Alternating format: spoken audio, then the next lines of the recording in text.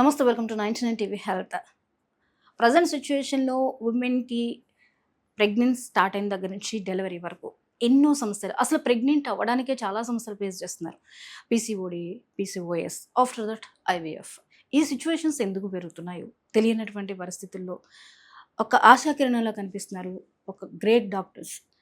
వారి యొక్క భరోసా, వారిచ్చే కాన్ఫిడెన్స్ పేషెంట్స్‌లో హై రిస్క్ ప్రెగ్నెన్సీ ఇష్యూస్ ఉన్న వాళ్ళలో కూడా నార్మల్ డెలివరీస్ చేస్తూ ఎంతోమందికి ఒక కాన్ఫిడెన్స్‌ని కలిగిస్తున్నారు. మరి వారు పెడుతున్నటువంటి ఈ ఎఫర్ట్, ఇంత సక్సెస్ ఎలా సాధ్యమవుతుందో తెలుసుకోవడానికి క్లినికల్ డైరెక్టర్, అలాగే ఒబెస్ట్రిషియన్, గైనకాలజిస్ట్ డాక్టర్ శిల్పిరెడ్డి గారు మనతో ఉన్నారు. వారితో మాట్లాడదాం. నమస్తే మ్యామ్. నమస్కారం మ్యామ్, మిమ్మల్ని చూస్తే మాకు గర్వంగా ఉంటుంది. అలాగే ఎంతోమందికి మీరు భరోసాగా కనిపిస్తున్నారు. బికాస్ ఈ మధ్య కాలంలో కానీ కాదు, దాదాపు కొన్ని ఇయర్స్‌గా సి సెక్షన్స్ చాలా పెరిగాయి మ్యామ్. ఒక అమ్మాయి ప్రెగ్నెంట్‌తో ఉంటే ఇంట్లో వాళ్ళు కూడా ఏమో సిజరీన్ అవుతుందో ఏమవుతుందో చెప్పలేం అనే పరిస్థితికి వచ్చేసారు. ఆ టైంలో మీలాంటి డాక్టర్స్ నార్మల్ డెలివరీస్ చేయడం, దాన్ని ఎక్కువగా ప్రోత్సహించడం అండ్ హై రిస్క్ ప్రెగ్నెన్సీస్‌లో కూడా మీరు నార్మల్ చేస్తున్నారు. అది ఎలా సాధ్యమవుతుంది మ్యామ్? నార్మల్ డెలివరీ అనేదే మన దాంట్లోనే రాసింది. అందరికీ నార్మల్ డెలివరీ అయ్యే అవకాశం 80-90%. ఓన్లీ 10-20% సిజేరియన్స్ అయ్యే ఛాన్సెస్ ఉంటాయి, తల్లి బిడ్డ కొన్ని కారణాల వల్ల. అయితే మనము ఇప్పుడున్న పరిస్థితిలో ఇండివిజువల్ ప్రాక్టీసెస్ కనుక చేసినట్టు అయితే 24/7 మనం సర్వీసెస్ ఇవ్వలేం. కాబట్టి గ్రూప్ ప్రాక్టీస్తో కనుక మనం ముందుకెళ్ళినట్టు అయితే మన టీమ్ మెంబర్స్ మానిటర్ చేయడానికి మన లైక్ మైండెడ్ పీపుల్ కనుక ఉన్నట్టు అయితే ఖచ్చితంగా మనం నార్మల్ డెలివరీస్ ఎక్కువ చేయొచ్చు. ఎందుకంటే అంత క్లోజ్ మానిటరింగ్ కూడా ఉంటుంది. మానిటరింగ్తో పాటు మనం మెడికల్గా వాళ్ళని సపోర్ట్ కూడా చేయగలుగుతాం. ఇఫ్ సపోజ్ మనకు బీపీ ఉంది పేషెంట్కి, తనకి అన్నెసెసరీ సెక్షన్ చేసే బదులు బీపీ మానిటరింగ్ చేయడానికి మనకి మంచి మిషన్స్ ఉంటాయి. ఐసీయూ వాళ్ళు బ్యాకప్ ఉంటారు, ఫిజిషియన్స్ ఉంటారు. అండ్ బీపీ ఏ కారణం చేతి వచ్చిందో దాన్ని మనం మేనేజ్ చేసుకుని నార్మల్ డెలివరీ చేయొచ్చు. అలాగే స్థూలకాయ సమస్య ఉంది, మధుమేహం ఉందనుకోండి, డయాబెటీస్లో బిగ్ బేబీస్ అవుతాయి. బిగ్ బేబీస్ అయ్యి డిఫికల్ట్ డెలివరీస్ ఉంటాయి, అందుకే సెక్షన్స్ చేస్తారు. కానీ అదే మధుమేహంని అదే బిగ్ బేబీ కాకుండా మనం స్టార్టింగ్ నుంచే బాగా diet, physical activity, awareness, food, positive attitude, specialist care, endocrinology support, dietic support, ఇలా ఒక టీం ద్వారా మనము టైలర్ చేసినట్టు అయితే వాళ్ళకి నార్మల్ బేబీస్ ఉంటాయి. నార్మల్ బేబీస్కి నార్మల్ డెలివరీ అవుతుంది. బిగ్ బేబీ ఉంటేనే కదా మనకి ప్రాబ్లం. సో నార్మల్ బేబీస్ ఉంటే నార్మల్ డెలివరీస్ అవుతాయి. సో నార్మల్ డెలివరీ వైపు తీసుకెళ్ళడానికి కూడా ఒక 9 నెలల కృషి, ఒక పాజిటివ్ యాటిట్యూడ్, అలాగే ఒక పాజిటివ్ మైండ్ సెట్ ఉండాలి ఫ్యామిలీకి. ఫ్యామిలీలోకి ఒక్కరికి నిరుత్సాహం ఉన్నా కూడా వాళ్ళు మిగతా వాళ్ళందరినీ లాగేస్తారు. ఏమో, ఎలా, గ్యారంటీ, ఇలాంటి వర్డ్స్కి ఆబ్స్టెట్రిక్స్లో ఎప్పుడూ తావులేదు. ఎందుకంటే సిజేరియన్ అయినా కూడా మదర్కి బ్లడ్ లాస్ అవ్వచ్చు కదా, మదర్ ప్రాణం పోవచ్చు. అంత సీరియస్ ఉన్న ఒక సర్జరీని ఇట్లా క్యాజువల్గా చేసేసారు. ఎప్పుడైనా కూడా సిజేరియన్ అనేది ఒక ఎమర్జెన్సీ సిచ్యువేషన్ కానీ, లేకపోతే అది తల్లికి కానీ బిడ్డకి కానీ ఉపయోగం పడినప్పుడు చేస్తాం. మొత్తం ప్లాసెంటా కిందికి ఉందనుకోండి, ఖచ్చితంగా సిజేరియనే చేయాలి. బేబీ చిన్నగా ఉందనుకోండి, సిజేరియనే చేయాలి. బ్లడ్ సప్లై లేదు, వాళ్ళకి స్ట్రెస్ ఇవ్వలేముగా లేబర్ది, అలా. సో కారణాలే మనకి సెల్ఫ్ డయాగ్నోస్ చేస్తాయి. కారణం లేకుండా ముహూర్తానికో, మా అమ్మాయి నొప్పులు తీదనో, లేకపోతే టైం అయిపోయిందనో, ఇంకో రకమైన రీజన్స్ ఉంటాయి.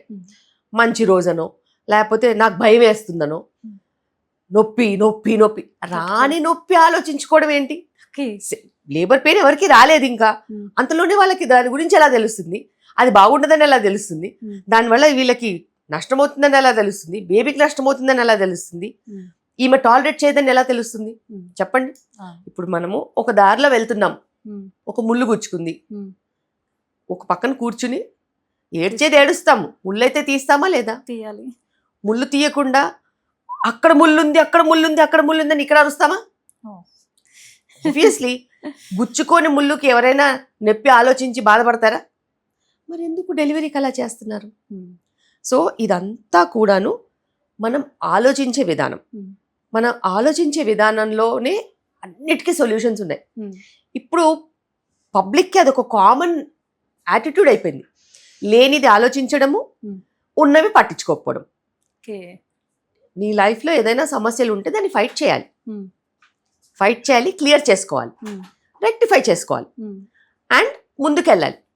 నువ్వు క్లియర్ చేసుకోకుండా రెక్టిఫై చేసుకుంటా అది సమస్య అంటే సమస్య పెరుగుద్దా తరుగుద్దా? సో ఇలాంటివే మేము ఆబ్స్టెట్రిక్స్లో కూడా ప్రెగ్నెన్సీలో కూడా డీల్ చేస్తున్నాం. ఫర్టిలిటీ సమస్యలకు కూడా నెగటివ్ ఆలోచనే సగం కారణం, లైఫ్ స్టైల్ మరి కొంచెం కారణం. రకరకాల హెల్త్ రిలేటెడ్ ప్రాబ్లమ్స్కి డైట్, లైఫ్ స్టైలే మనం తీసుకుంటున్నాం. మోస్ట్లీ ఇంకా యాడ్ చేయాలంటే ఏజ్ ఎక్కువగా ఉండడం కూడా, అండ్ కలిసి లేకపోవడం కూడా, దూరంగా ఉండడము, వేరే ప్లేసెస్లో ఉండడము, ఇలాంటివి కూడా కారణాలు ఉంటాయి. స్వతహాగా పుట్టుకతో జనుపరమైన ప్రాబ్లమ్స్ వచ్చేవి చాలా తక్కువ. ఇన్సిడెంట్స్ వాటిలో కూడా ఉంటుంది కానీ చాలా తక్కువ. అలా ఇన్ఫర్టిలిటీని కూడా ఒక negative attitude, negative life style ఎలా దెబ్బతీస్తుందో ప్రెగ్నెన్సీని కూడా అలాంటి నెగటివ్ యాటిట్యూడ్, అలాంటి నెగటివ్ లైఫ్ స్టైల్ దెబ్బతీస్తుంది. అలాంటప్పుడు వాళ్ళకి సెక్షన్ చేసినా కూడా హ్యాపీనెస్ ఉండదు. ఎందుకంటే భయాందోళనలతో ఏదో కాంప్లికేషన్ అవుతుంది. బేబీ డెలివరీ అయినా కూడా సడన్ డెలివరీ కదా, సడన్ డెలివరీ అయినప్పుడు బేబీకి డిస్ట్రెస్ కూడా రావచ్చు. ఆ తర్వాత లాక్టేషన్ ఇబ్బందులు, ఆ తర్వాత వీళ్ళకి ఉండాల్సిన పేషెన్స్ ఎలాగో ముందు నుంచి లేదు, బేబీని ఎలా బ్రేస్ చేస్తారు? సో ఆబ్స్టెట్రిక్స్ ప్రాక్టీస్ చేయాలంటే నిజంగా ఒక మొత్తం టీం ఉండాలి. మాకు ఇక్కడ మేము ఇలా మొత్తం కడల్స్లో మేమంతా టీం ఏర్పాటు చేసుకున్నాం కాబట్టి నాతో పాటు ఒక 6 ఆబ్స్టెట్రిషియన్స్, అలాగే ఇంకొక 12 మెంబర్స్ అసిస్టెంట్స్, అలాగే ఇంకొక 6 మంది సీనియర్ అసిస్టెంట్స్, లేబర్ సపోర్ట్, దానికి ప్రత్యేకంగా లేబర్ స్టాఫ్, దాని తర్వాత లాక్టేషన్ స్పెషలిస్టులు, ఫిజియోథెరపిస్టులు, డూలాలు, లమాజ్ ఎక్స్పర్ట్స్, ఇలా రకరకాల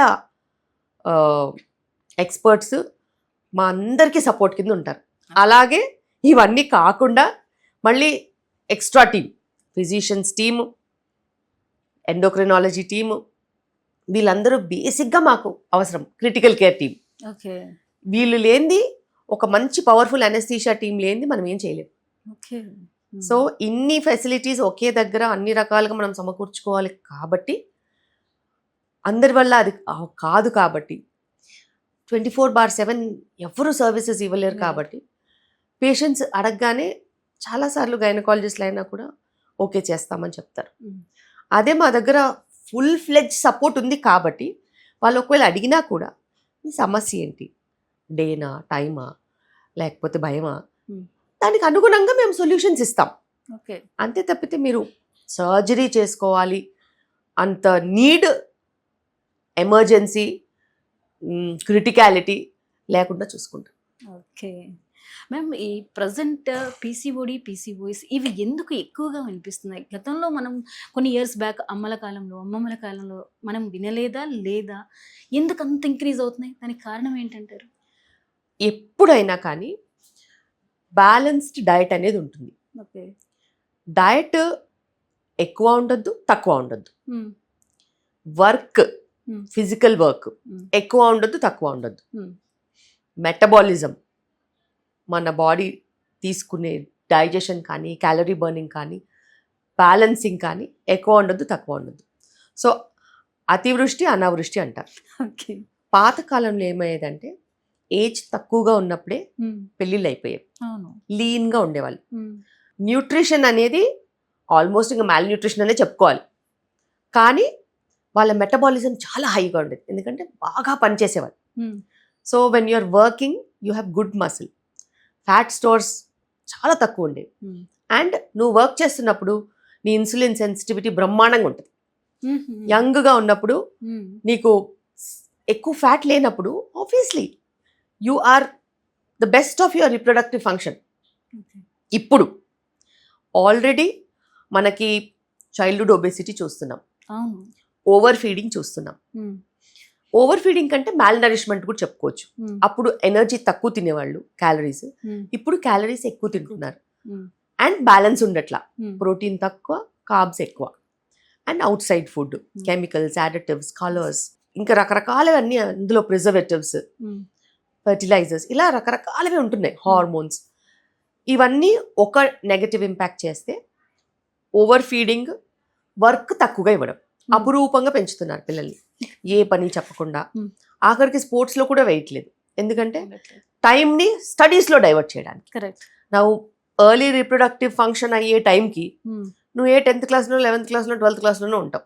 ఉమ్, ఆ టైంలో నువ్వు కెరియర్ చూస్ చేసుకోవాలి. ఉమ్, నిన్ను కంప్లీట్గా ఎడ్యుకేషన్ ట్రాప్ చేస్తుంది. ఉమ్, ఈధర్ ఎడ్యుకేషన్ ట్రాప్ చేస్తుంది, లేకపోతే ప్రేమ ఎక్కువైపోయి బయట ఫుడ్స్ తినడం కానీ, ప్యాంపర్ చేయడం కానీ, ఇది కూడా ఒక పెద్ద సమస్య. Hmm. సో ఇలాంటి వాటిలలో నుంచి మనము అరైజ్ అయ్యేది ఒబేసిటీ, స్థూలకాయం, మధుమేహం, అండ్ వీటిల్లో నుంచే పుట్టేది పీసీఓఏ కాక మనము ఎక్కువ ఫ్యాట్ ఉన్నప్పుడు, ఎక్కువ ఈస్ట్రోజన్స్ ఉన్నప్పుడు, డిలేడ్ రీప్రొడక్షన్ ఉన్నప్పుడు, ఉమ్, ఫైబ్రాయిడ్స్, ఎడినోమయోసిస్, ఎండోమెట్రియోసిస్, ఇలా రకరకాల ప్రాబ్లమ్స్ వస్తాయి. ఉమ్, ఇవన్నీ కూడా మన లైఫ్ స్టైల్, మన డయట్, మన లివింగ్ స్టాండర్డ్స్, వీటిలో నుంచే వస్తాయి. ఉమ్, ఇవన్నీ కూడా ఒక పర్టికులర్ రిథమ్గా ఓవర్ నైట్ రాలా. కొన్ని సంవత్సరాల నుంచి నేను చూస్తున్నాను కదా, ఉమ్, 30 years బ్యాక్ నేను పీసీఓడి పేషెంట్ని చూసిందే తక్కువ. ఉమ్, అసలు ఉమెన్ ప్రాబ్లమ్స్ వేరు, అనీమియా, రక్తహీనత, ఉమ్, దాని తర్వాత malnutrition, protein energy malnutrition, weakness, లో బిఎంఐస్, మాల్నరిష్మెంట్ ఎక్కువ చూసాం. ఓకే.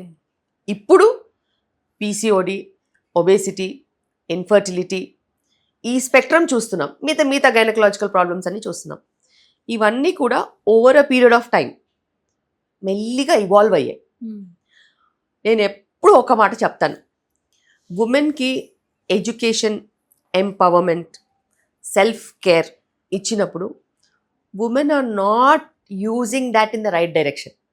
ఉమ్, నీకు మంచి చదువు ఇచ్చాము, అవును. మరి నీకు చదువు ఉన్నప్పుడు నీకు నువ్వు న్యాయం చేసుకోవాలి. ఉమ్, కరెక్ట్గా తినాలి, కరెక్ట్ టైంకి పడుకోవాలి, Hmm. కరెక్ట్ అలవాట్లు చేసుకోవాలి. చదువు ఉన్నప్పుడు, మంచి సంస్కారం ఉన్నప్పుడు ఏ టైంకి పెళ్లి చేసుకోవాలో తెలియాలి, Yeah. ఏ టైంకి పిల్లల్ని కనాలో తెలియాలి. Hmm. బ్యాలెన్స్ ఇన్ లైఫ్ ఉండాలి. ఉమ్, సబ్స్టెన్స్ అబ్యూస్ వైపు వెళ్ళొద్దు, um, which is not good for health. yes. నువ్వు టైంకి పడుకోవాలి, కాంపిటేటివ్ ఉండాలి, గ్రో అవ్వాలి, ఉమ్, కానీ బ్యాలెన్స్ చేసుకోవాలి. ఉమ్, నీ రైట్స్ నీకు తెలియాలి. కానీ ఇవన్నీ వదిలేసి చాలా రకాల సబ్స్టెన్స్ అబ్యూజెస్ ఉన్నాయి, ఇర్రెగ్యులర్ ఈటింగ్ ప్యాటర్న్ ఉంది, అండ్ రెస్పాన్సిబిలిటీస్ అసలు లేవు, హెల్త్ కేర్ లేదు, ఒబేసిటీ వచ్చేసింది. ఇవన్నీ మరి ఉమెన్ ఎంపవర్మెంట్కి లాభం ఏంటి? ఉమ్, నీ చదువుకి లాభం ఏంటి? Correct. When you can't self care. Um, నేను ఇంకా motherhood, child care, child responsibilities ఇంకా ఏం మాట్లాడట్లేదు. అవును. ఇది కో పేరెంటింగ్, ఇద్దరు చేయాలి. Um, okay, even if you're educated, not educated, your husband is completely responsible for the children care and everything. అక్కడ ఇద్దరు వస్తారు. కానీ నీ కేర్ ఏమైంది? నీ ఆరోగ్యం పట్ల ఉమ్, నీ చదువు ఏమిస్తోంది? How can educated women be wrong um, when education is suppose to give wisdom? Um, so ఇవన్నీ కూడా debatable things, um, and so many people are going in the wrong direction. yes. నేను ఈ segment నేను urban సెగ్మెంట్లో కూడా చెప్పట్లేదు, rural సెగ్మెంట్లో కూడా ఇదే అవుతుంది. ఉమ్, చిన్న చిన్న పల్లెటూర్లలో కూడా ఉమ్, ఫుడ్ హ్యాబిట్స్ మారిపోయాయి, ఉమ్, లైఫ్ స్టైల్ హ్యాబిట్స్ మారిపోయాయి. ఉమ్, సో వాళ్ళకి కష్టపడి పని చేసినా కూడా తినాలి అనుకునే టైంకి రైట్ చాయిసెస్ రావట్లేదు. ఉమ్, సో ఇది కింద నుంచి మనకి మార్పు అనేది రావాలి. ఉమ్, మార్పు రానంత వరకు మనం చిన్న చిన్నగా నంబర్స్లో ఏమంత పెద్దగా మార్పు తీసుకురాలి. మేడం, రైట్ ఏజ్లో మ్యారేజ్ చేసుకోవడానికి, కానీ ఇందాక మీరు అన్నట్లుగా వెంటనే పిల్లల్ని కనడానికి కానీ వాళ్ళు ఆలోచిస్తున్నారో భయపడుతున్నారో ఏ రీజన్స్ వల్ల ఈ రెండిటి విషయంలోనూ కరెక్ట్ డెసిషన్ తీసుకోలేకపోతున్నారు? ఒక్కటే కారణం చేత డిసిషన్ తీసుకోలేకపోతున్నారు. వాళ్ళకి కమిట్మెంట్ ఫోబియా. ఓకే. సో చాలాసార్లు చూసాం, ఒకవేళ చిన్నగా ఉన్నప్పటి నుంచి కూడా ఇప్పుడు ఒక 10 మంది పిల్లల్ని ఎవరన్నా మీరు డాక్టర్ అవుతారా, మీరు ఇంజనీర్ అవుతారా, మీరు ఏమవుతారు అని అంటే, అమ్మో మేము డాక్టర్ అవ్వము, చాలా సంవత్సరాలు చదవాలి, లాంగ్ కెరీర్ ఉంటుంది, ఇంజనీరింగ్ ఏదో 4 ఏళ్లలో చదివేస్తే మళ్ళీ మాకు మంచి ప్యాకేజెస్ వస్తే మేము కష్టపడితే మాకు జాబ్స్ వస్తాయి. Where is it going? It's commitment phobia. You do not want to commit yourself for so many number of years to do some kind of a employment. That's commitment phobia. అలాగే ఉద్యోగం ఉండి సెల్ఫ్గా earning ఉండి self life style manage చేస్తూ అమ్మాయిలైనా అబ్బాయిలైనా సడన్గా ఒకరికి ఒకరు వినాలి, ఇంటికి రోజు రావాలి, రోజు చేసిన పనులే మనం చెయ్యాలి, అండ్ అడ్జస్ట్మెంట్స్ చేసుకోవాలి, నీ ఫ్యామిలీ నా ఫ్యామిలీ అడ్జస్ట్మెంట్స్ చేసుకోవాలి, అండ్ కొన్ని రకాల కాంప్రమైజెస్ ఉంటాయి. If you are married and you living together, that's commitment. So there will not be 100% freedom according to their definition. Okay. Obviously, commitment phobia, they're not getting into committed relationships. Yes. పాతకాలం లాగా పెళ్ళయ్యేంత వరకు మొహాలు కూడా చూపించము అని అంటే, మొహాలు చూసుకోవడానికైనా పెళ్ళిళ్ళు చేసుకునేవాడు, కలిసి ఉండడానికైనా పెళ్ళిళ్ళు చేసుకునేవాడు. ఇప్పుడు ఆ పరిస్థితి లేదు కదా. ఇప్పుడు ఫ్రీ లైఫ్ ఉంది, free living, free space, free thoughts, free mind, everything is free. So they don't have any restrictions. వాళ్ళు ఒకళ్ళొకళ్ళు జడ్జ్ చేసుకొని కలిసి బతకడానికి మ్యారేజ్ అనేది ఇన్స్టిట్యూషన్ కింద they are not recognizing it. If they have to get married, they have to be committed. They have commitment phobia. Now marriage అయిన వాళ్ళు కూడా to raise a child, they have to give away their space and together they have to raise a child. They will have responsibilities, financial responsibilities, emotional responsibilities. ఆ కమిట్మెంట్కి కూడా చాలామంది భయపడుతున్నారు. దో number తక్కువ ఉన్నా కూడా సిగ్నిఫికెంట్ నంబర్. ఇంతకుముందు అలాంటివి వినిపించేది కాదు. మాకు పిల్లలు వద్దు అనే స్టేట్మెంట్ అనేది చాలా రేర్గా యాజ్ అన్ ఆబ్స్టిట్యూషన్ విన్నాను. వినలేదని కాదు, విన్నాను. వీ డోంట్ వాంట్ చిల్డ్రన్ అనేసి చాలా సార్లు విన్నాం. But now the frequency is increased. ఇప్పుడు చాలా తరచుగా నాన్ మ్యారైటల్ రిలేషన్షిప్స్ చూస్తున్నాం, and no scope for a child కూడా చూస్తున్నాం. అంటే వీటి పరిణామాలు ఎలా ఉంటాయి భవిష్యత్తులో? ఇవన్నీ కూడా మనము భవిష్యత్తు గురించి మాట్లాడాలి అంటే మనం ఇంకా చూడనున్నాం. Whether they are mental health disorders, psychological disorders are personality disorders మనం చెప్పలేం. అండ్ ఒకప్పుడు పేరెంట్స్ ఏది చెప్పినా కానీ ఖచ్చితంగా వినేవాళ్ళు. Correct. There's no way that we don't listen to our parents.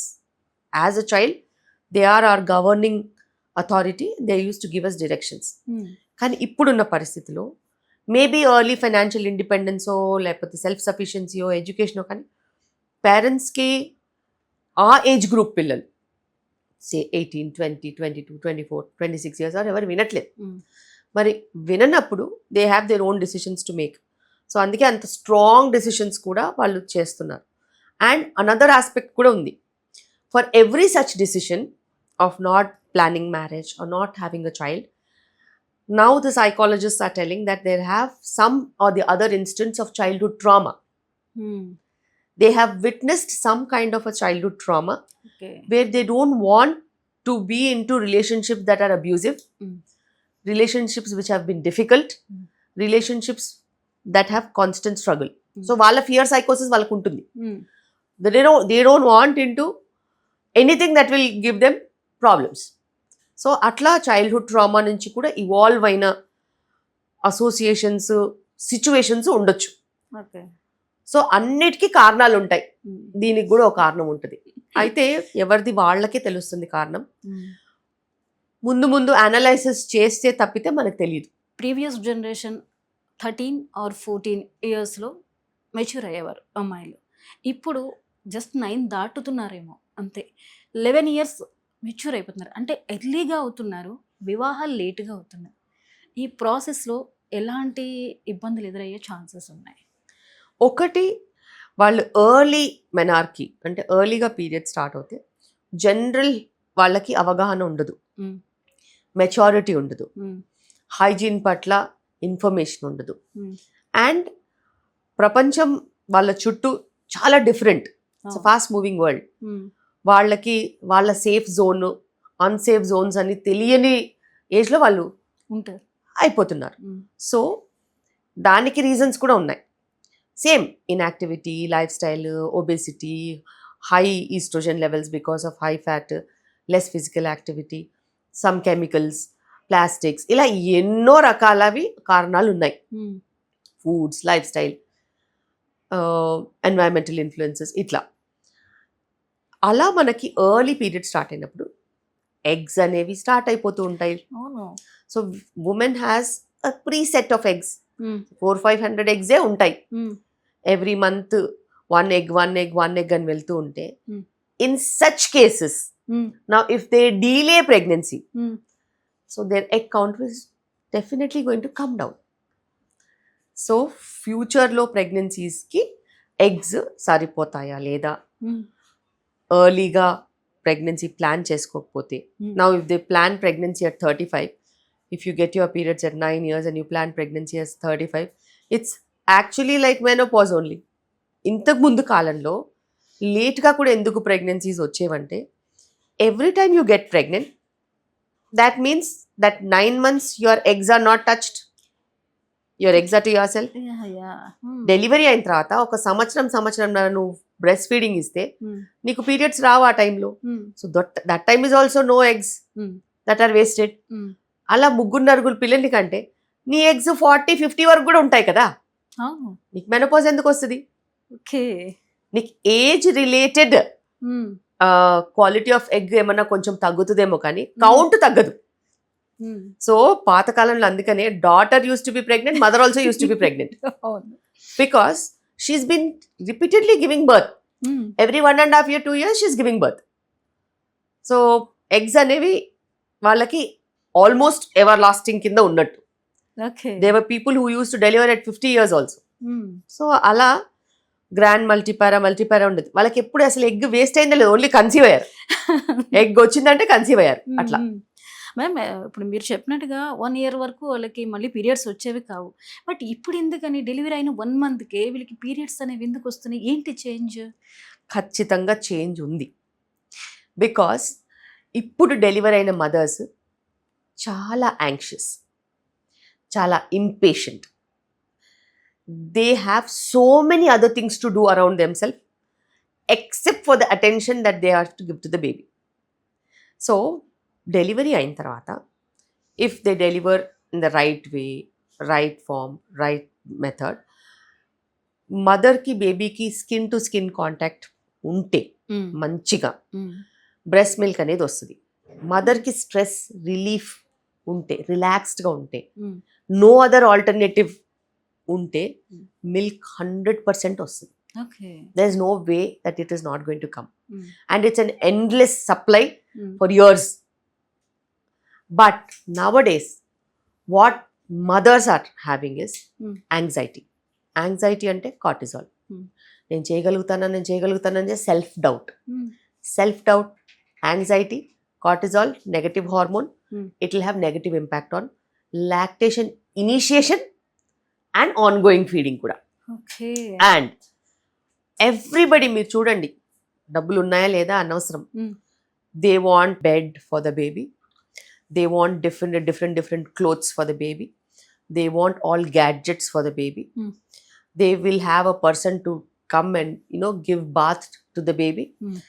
They will have a person to carry the baby Hmm. Also. Okay. ఈ జాపాలు గీపాలని చాలా మంది పెడతారు. Hmm. Where is the mother handling the child? ఇప్పటికి కూడా కొన్ని ఏరియాస్లో 40 days, 45 days mother and child are just left alone. They are Okay. Nourished, given good nutrition, Hmm. They are given their private space, Hmm. And they are suppose to be taking care of their child, and that is the only thing that they do. ఎంత చక్కటి information ఇచ్చారు ఇప్పుడు జనరేషన్‌కి. Yeah, and ఇప్పుడు partner కూడా compulsory they have to take care అన్నారు, very good, but partner cannot breastfeed the baby, అవును. So maybe if you breastfeed the baby the partner can burp, or taking care of the linen, taking care of the cleanliness, taking care of any other chores, your food or something, the partner can take care. If partner also is cuddling the child all the time and everything, then your touch is lost kada, అవును. the mother's touch is lost. Hmm. Mother's touch loss అయినప్పుడు feeding తగ్గుద్ది కదా, it's a biological mechanism. కానీ ఆ విషయం వాళ్ళకి తెలియట్లా. తెలిసినా కూడా నేను ఎంతసేపు ఎత్తుకోవాలి, నేను అలసిపోతున్నాను, అవును. సో వీళ్ళ డయట్ కూడా వీళ్ళని సపోర్ట్ చేయట్లేదు. Okay. If they eat good protein, మంచిగా హైడ్రేషన్ ఉంటే వాళ్ళకి మంచి బ్రెస్ట్ మిల్క్ వస్తుంది. ఓకే. నా ఫ్యామిలీ మెంబర్స్ ఏం చేస్తారు, మంచి నీళ్ళు తాగితే మంచిది కాదు, నీళ్ల పాలు వస్తాయి, ఇలాంటి ఎన్నో మిత్స్ ఉన్నాయి. ఆ మిత్తుకు మంచినీళ్ళు ఇవ్వరు, నీళ్ళు ఇవ్వనప్పుడు వేడి నీళ్ళు ఇస్తారు. చాలా మందికి అలవాటు లేనప్పుడు వేడి నీళ్ళు తాగితే తక్కువ తాగుతారు. డిహైడ్రేషన్ అయితే మిల్క్ రాదు. అండ్ వీళ్ళు పుట్టడమే బ్రెడ్ ప్యాకెట్తో పుట్టినట్టు, అసలు అది మన సంస్కృతియే కాదు. అమ్మమ్మల దగ్గర నుంచి బ్రెడ్ పెట్టాలని ట్రై చేస్తారు. నువ్వు అన్నావా, నువ్వు ఎప్పుడన్నా బ్రెడ్ తిన్నావా? కన్నప్పుడు తినలేదు కానీ మరి ఈమెకి ఎందుకు పెడుతున్నావు? బ్రెడ్ తింటే పాలు పట్టు. It's maida, it is not nutritious, it is only calories and no nutrition at all. మరి అలాంటప్పుడు అంత మూఢనమ్మకాలతో వీళ్ళకి ఫీడింగ్ ఎట్లా వస్తుంది, హెల్త్ ఎట్లా ఉంటుంది, బెనిఫిట్స్ ఎట్లా ఉంటాయి? మంచి ప్రోటీన్, దాల్స్ అయినా కానీ, legumes, lintels, pulses, nuts, seeds, chicken, fish, egg, వీటిలో అంత ప్రోటీన్ ఉంటుంది. నువ్వు పన్నీర్ అయినా, టోఫు అయినా, పనసకాయ అయినా, లేకపోతే తెలగపిండి అయినా, సో ఇలా ఇట్లాంటి వాటిలో ఎన్నిట్లోనూ మంచి ప్రోటీన్ ఉంటుంది. అవన్నీ పక్క పెట్టేసేసి రైస్, ఎల్లిపాయ కారం, ఇది ఫీడింగ్ ఇస్తే, ఇది మదర్కి ఇస్తే మదర్కి ఎట్లా పాలు వస్తాయి? అండ్ ఇది కాకుండా వాళ్ళు ఏ పప్పు పెట్టరు. మరి సూచర్ ఎట్లా హీల్ అవుతుంది? ప్రోటీన్ లేకపోతే సూచర్ ఎట్లా హీల్ అవుతుంది? పాతకాలంలో ఫ్యాట్ అనేది లేదు. It use to B only nice tissues. Tissue healing కి సమస్య ఉండేది కాదు. ఇప్పుడు ఎక్కువ ఫ్యాట్ ఉంది కాబట్టి టిష్యూ హీలింగ్ కి సమస్య ఉంది. మేము గమ్ము వెయ్యము సూచర్స్ కి, జస్ట్ సూచరే వేస్తాం. And those sutures are absorbable. They will get absorbed in 1 week, 10 days or 1 month or 2 months. ఆ లోపు అది హీలింగ్ అయిపోవాలి. హీలింగ్ అవ్వట్లేదంటే నీ బాడీ అతుక్కోవట్లేదు. నీ బాడీ అతుక్కోవట్లేదంటే నీకు ఇదే ఇన్ఫెక్షన్ అన్నా వచ్చింది, లేకపోతే నీకు అండర్ నరిష్డ్ అన్నా ఉన్నావు, ప్రోటీన్ డెఫిషియన్సీలో ఉన్నావు. Exactly. So either protein deficiency which is not sticking together, tissues are not sticking together, or you've got some infection. Hygiene issues. అంటే ఇంతకు ముందు మనము ఫర్ ఎగ్జాంపుల్ మనం వంట చేస్తున్నాం, ఇక్కడ నూనె పడింది, చేయి కాలింది, నువ్వు 10 రోజులు వంట మానేస్తావా? లేదుగా. నెక్స్ట్ ఈవినింగే కడుక్కుంటాము, అయిపోయింది, ఆయింట్మెంట్ ఉంటే అది కూడా కడిగేసుకుని మళ్ళీ వంట స్టార్ట్ అవుతుంది, మళ్ళీ పిండి కలపడం స్టార్ట్ అవుతుంది, మళ్ళీ కూరగాయలు కట్ చేయడము, ఏ ఇంటి పని ఆగదు. కానీ ఇప్పుడు అలా కాదు. సిజేరియన్ అయినా, నార్మల్ డెలివరీ అయినా వాళ్ళు కాళ్ళు కింది పెట్టడానికి భయపడుతున్నారు, కదలడానికి భయపడుతున్నారు. Because they have never seen pain in their life. This is the first episode that somebody is giving a suture to them. So out of fear kuda washing కానీ, క్లీనింగ్ కానీ, నథింగ్ ఇస్ దేర్. నథింగ్ అంటే nothing. ఇట్లా అట్టల కింద మురికితో కూడా వస్తారు.